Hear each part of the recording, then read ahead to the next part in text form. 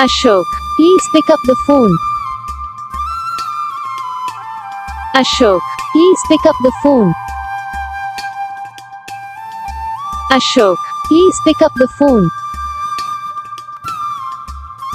Ashok, please pick up the phone. Ashok, please pick up the phone. Video को like करो, channel को subscribe करो, comment करके बताओ आपको ये वीडियो कैसा लगा, कौन सा पार्ट है जो आपको इस वीडियो में अच्छा लगा या फिर कौन सा पार्ट है जो आपको इस वीडियो में अच्छा नहीं लगा।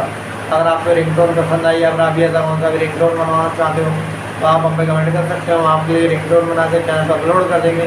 आप वहाँ से इसे जल्दी डाउनलोड भी कर सकते हो। डाउनलोड करने के बाद चैनल को सब्सक्राइब कर लेना। सब्सक्राइब करने के बाद जो आइकन आता है इसे भी ऑल को सेलेक्ट कर लेना। तो उसका फ़ायदा रहता है कि जब वीडियो डालते हैं तब आप तक वीडियो पहुँच जाता है। यानी कि अगर मैं सरल भाषा में बताऊँ तो आपको पता चल जाता है।